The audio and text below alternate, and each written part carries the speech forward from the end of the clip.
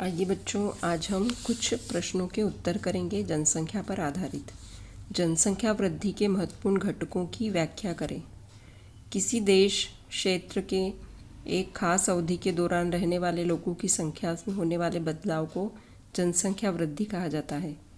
जनसंख्या वृद्धि से जुड़ी 3 प्रक्रियाएं मृत्यु दर, जन्म दर और प्रवास। मतलब एक वर्ष में प्रति 1000 लोगों के मरने वाले लोगों की संख्या तीव्र जनसंख्या वृद्धि पर निम्न मृत्यु दर का एक परिणाम है। और दूसरा है जन्म दर। यह एक वर्ष में प्रति 1000 व्यक्ति में जन्म लेने वाले जीवित शिशुओं की संख्या है। जन्म दर जितना अधिक होता है, जनसंख्या में उतनी ही तेज़ी से वृद्धि होती है। हमें यह याद रखना चाहिए कि जन्म दर और मृत्यु दर में एक बड़ा अंतर उच्च जनसंख्या वृद्धि का सूचक है। अगर जितने लोग जन्म लेंगे उतने ही लोग नहीं मरेंगे तो जनसंख्या में वृद्धि होगी। तीसरा है प्रवास। लोगों का एक क्षेत्र से दूसरे क्षेत्र में चले जाने को प्रवास कहते हैं। यह आंतरिक देश के अंदर या अंतर्राष्ट्रीय देशों के बीच हो सकता है। आंतरिक प्रवास में देश की जनसंख्या का आकार में परिवर्तन नहीं होता है, लेकिन राज्यों के आकार में जनसंख्या के आकार में परिवर्तन होता है और उसकी संरचना और वितरण में भी बदलाव आता है। किसी राज्य में अधिक जनसंख्या हो जाती है, किसी में कम होती है। जहाँ काम ज़्यादा मिलता है वहाँ लोग जाने लगते हैं तो वहाँ की जनसंख्या बढ़ जाती है। और अंतर्राष्ट्रीय प्रवास से देश की जनसंख्या के आकार में कोई परिवर्तन नहीं आता है।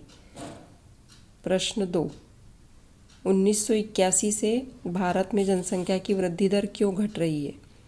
1981 से जनसंख्या वृद्धि की दर निम्नलिखित कारणों से घट रही है। एक तो पहला है परिवार नियोजन, दूसरा है जन्म दर नियंत्रण और तीसरा है साक्षरता। मतलब अब लोगों में साक्षरता आ गई है। वे चाहते हैं कि उनके बच्चे जो हों वो कम हों ताकि वो उनका अच्छे से पालन पोषण कर सके, उन्हें अच्छे से पढ़ा लिखा सके। और परिवार नियोजन भी तभी होगा जब साक्षर होंगे और जन्म दर भी उसी से नियंत्रण होगी। अगला प्रश्न है आयु संरचना, जन्म दर और मृत्यु दर तीनों की परिभाषा बताइए। आयु संरचना, इससे तात्पर्य किसी देश के लोगों के विभिन्न वर्गों के अनुसार जनसंख्या को कई आयु समूहों में विभाजित करना।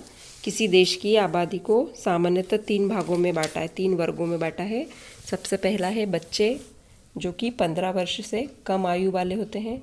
दूसरा है वयस्क, जो 15 वर्ष से 59 वर्ष के आयु के बीच वाले लोग होते हैं। और तीसरा है वृद्ध, इसमें 59 वर्ष से ऊपर के लोग आते हैं। जन्म दर, प्रति वर्ष प्रति 1000 व्यक्तियों पर जीवित शिशुओं की संख्या जन्म दर कहलाती है। और मृत्यु दर, प्रति वर्ष प्रति 1000 व्यक्तियों पर मरने वालों की संख्या मृत्यु दर कहलाती है। अगला प्रश्न है प्रवास जनसंख्या परिवर्तन का एक कारक है। प्रवास जनसंख्या परिवर्तन का एक महत्वपूर्ण निर्धारक है। यह न केवल जनसंख्या के आधार पर परिवर्तित करता है, बल्कि उम्र और लिंग के दृष्टिकोण से नगरीय एवं ग्रामीण जनसंख्या की संरचना को भी परिवर्तित करता है। भारत में ग्रामीण शहरी प्रवास के कारण शहरों और कस्बों की जनसंख्या में नियमित वृद्धि हुई है। जैसे भारत में गांव के लोग शहर में और शहर के लोग बड़े शहर में जाते हैं तो उससे भी जनसंख्या में वृद्धि होती है। 1951 में नगरीय जनसंख्या कुल 17.29% थी, जो 2011 में बढ़कर 31.80% तक पहुंच गई। एक दशक 2001 से 2011 के बीच में 10 लाख से अधिक जनसंख्या वाले नगरों की संख्या 35 लाख से बढ़कर 53 लाख हो गई है। फिर प्रश्न है 1981 से भारत की जनसंख्या वृद्धि दर क्यों घट रही है? इसका उत्तर है भारत में जन्म दर को नियंत्रित करने के लिए कई प्रयास किए जा रहे हैं। शिक्षा का प्रसार किया जा रहा है, महिलाओं को जागरूक किया जा रहा है और इस तरह से जनसंख्या वृद्धि को कम करने का प्रयास किया जा रहा है। जनसंख्या अध्ययन के 3 प्रमुख पक्ष कौन कौन से हैं? जनसंख्या का आकार और वितरण, जनसंख्या की वृद्धि, जनसंख्या में परिवर्तन की प्रक्रिया और जनसंख्या की गुणवत्ता। जनसंख्या वृद्धि एवं जनसंख्या परिवर्तन के बीच अंतर स्पष्ट कीजिए। जनसंख्या में परिवर्तन होना और वृद्धि होना दोनों में अंतर है, वो हमें बताना है।